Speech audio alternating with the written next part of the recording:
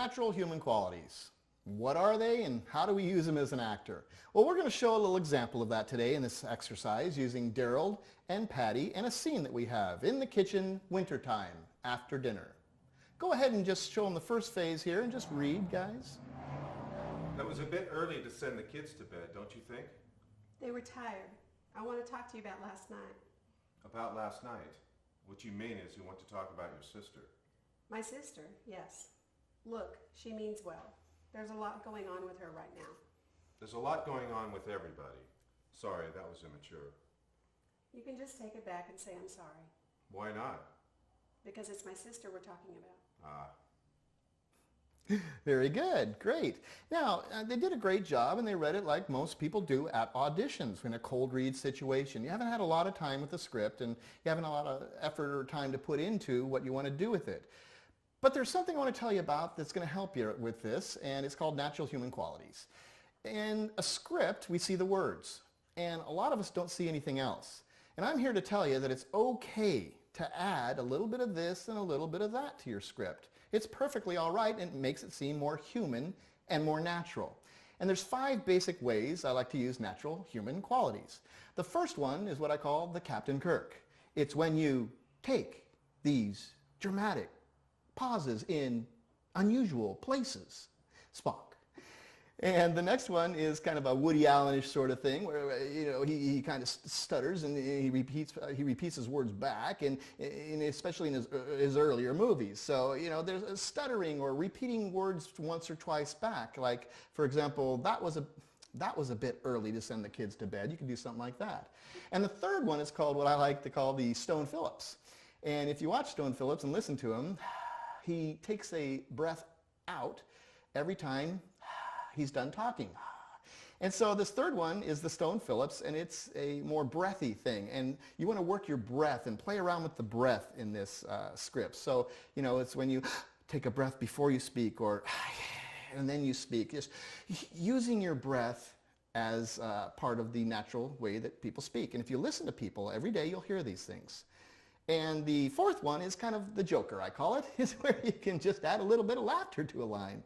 If you're supposed to have humor on a line or smile or laugh, it's kind of difficult sometimes to know if you're coming across. And, I've seen people try to do this and they think that they're laughing and smiling, but it's just not really happening. So I'll take this entire script and I'll kind of chuckle my way all the way through it. That was a bit early to send the kids to bed last night, wasn't it? Totally changes everything. And the fourth one is vocal gesturing. And that's like when you hear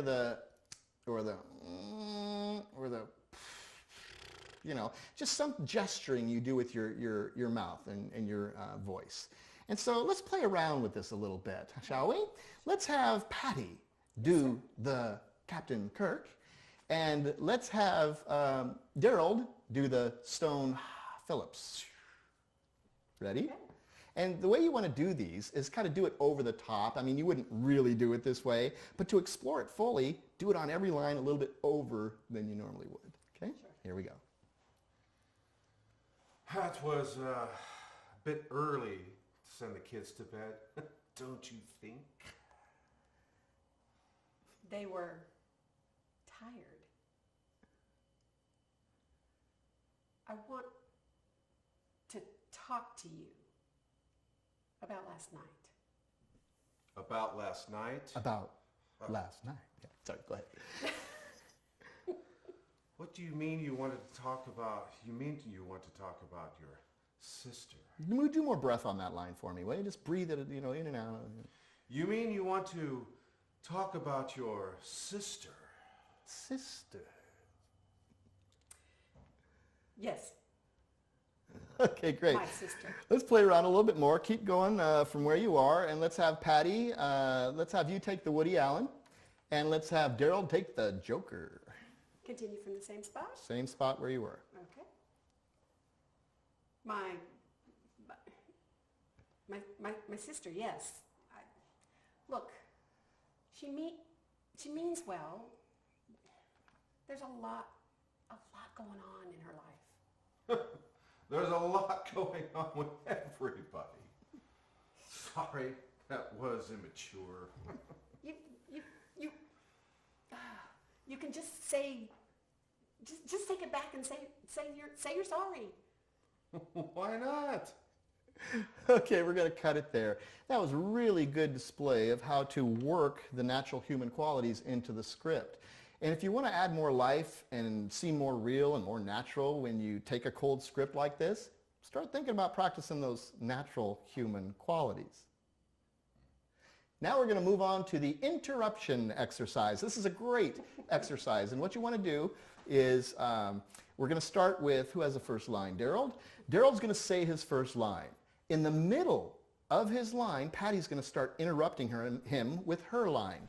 Daryl will keep the rest of his line going and finished, even though Patty's talking at the same time. Then on the next line, Daryl will start again. Patty will interrupt halfway through. Let's do a little of that. That was a bit early to send the kids to bed, They were don't you tired. I think? want to talk to you about last night.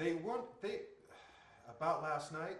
What do you mean? You wanted to talk about your My sister? sister, yes. Look, she means well. There's a lot going on. There's a with her lot right going now. on with everyone. Sorry, that was immature. You can just take it back and say Why I'm sorry. not? Because it's my sister we're talking about. Great. And then the second phase actually is where Daryl would interrupt Patty halfway through every time she speaks. And the third phase is what we're going to do, where they're both interrupting each other through the entire script. You'll see this works really well if you want to get a little intensity into the scene. Watch what happens. It was a bit early to send the kids They to were bed, tired. don't you think? I want to talk to you about last night. About last night? You mean you want to talk about My your sister? sister, yes. Look, she means well. There's a lot going on There's with a her lot right going now. on with everybody. Oh. Sorry, that was immature. You can just take it back and say Why I'm not? sorry because it's my sister we're talking about. Hey, what do you think, huh? A little bit of energy, a little bit of intensity, a little more conflict going on with the interruption exercise. Now we're going to move on to given circumstance. Given circumstance is something that takes place in your mind. It's a mental way of putting in something into your acting to try to get to where you need to be. For example, how do you think this guy feels?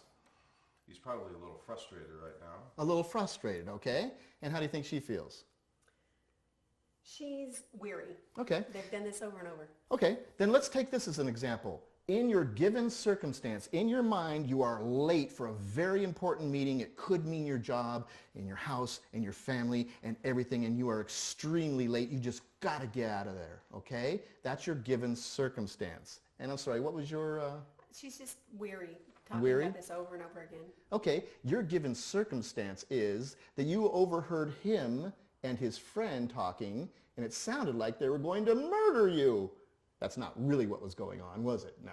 But that's what you think, and so you think that's going on. So read a few lines like that with a given circumstance. It's a bit early to send the kids to bed, don't you think? Well, they were tired. I mean, I want to talk to you about last night. About last night? You mean you want to talk about your sister? Excellent job, guys. You see how that changes everything? You can use a million different given circumstances and really work and explore this scene. Think up 20 given circumstances for every monologue or scene that you do and work them all. Now the next thing we're going to do is conditioning forces, where given circumstance acts on the mind, conditioning forces act on the body. We're going to give them some physical thing going on with them while they're doing this. Now, if frustrated is where we want to be, let's try, you've got indigestion. You feel like you're going to get sick, okay? That's your physical thing that's happening to you while you're going through your lines. And for Patty, she is getting a warm, soothing bubble bath. She's laying in the hot water with the bubbles and the music and the candles, and it's all good. With that conditioning force happening to your bodies, go. It was a bit early to send the kids to bed, don't you think? Oh, they were tired. Besides, I wanted to talk to you about last night. About last night? You mean you want to talk about your sister? Well, yeah, my sister. Look, she means well. And cut. And I want you to really get from this lesson and the given circumstance lesson, acting is not about the words. It's about what's going on with you mentally and what's going on with you physically and the situation you're in. Don't act the words, act the situation.